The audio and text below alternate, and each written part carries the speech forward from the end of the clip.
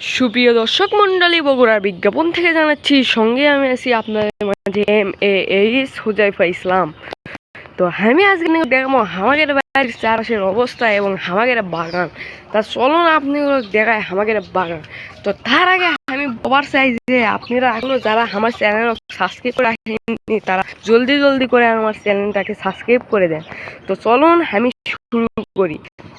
তো প্রথমে আমি আমার বাড়ির পিছনে আলাম এসে আপনাদেরকে আমি এখন দেখাবো যে আমাদের বাগান কিসের গাছে কি কি আছে সবই আপনি আমি দেখাবো। চলুন তাহলে ভিডিওটা আমি শুরু করি, আপনারা দেখেন না টেনে। তা আমাদের বাইরে থেকে পিছন সাইডে এলে আমি আমাদের পুকুরের সামনে এসে পড়ি।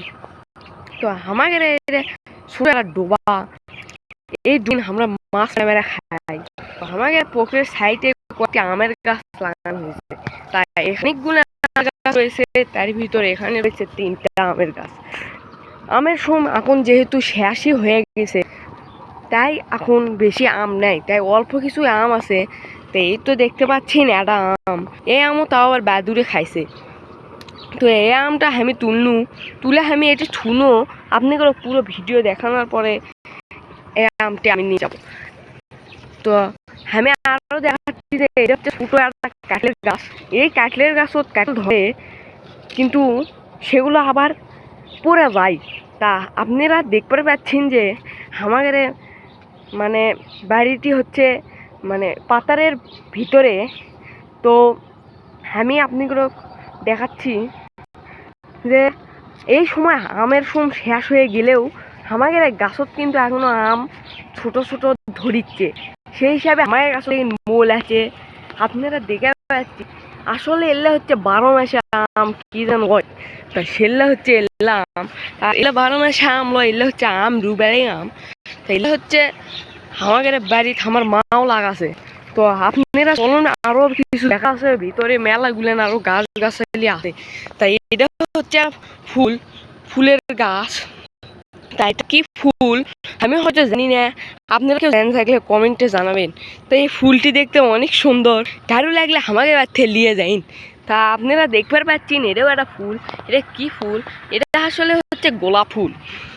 ওই ফুলটি সকলে পরিচিত একটি ফুল। তা আপনারা দেখতে পাচ্ছেন যে আমাদের বাড়ির সাইডে এই বাগানটি অনেক বড় এবং অনেক সুন্দর। তা আপনারা যদি এই বাগানের সকল গাছ এবং এই বাগানটি কে পরিদর্শন করে, কে কীভাবে লাগাছে সেগুলো যদি আপনারা জানবার চান, তাহলে আমার কমেন্টে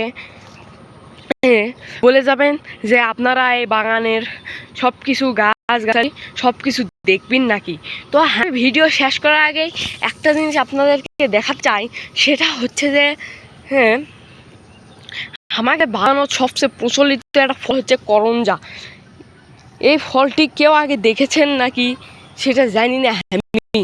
আপনারা কেউ যদি খায়া থাকে তাহলে আমাকে বলবেন কমেন্টে যে এই ফল আমার বাড়িতে আছে এবং আমি খেয়েছি। তাই অবশেষে এই ফলের গাছ দেখে আমি ভিডিওটি শেষ করতেছি। আপনারা ভালো থাকেন, সুস্থ থাকেন, আল্লাহ হাফেজ।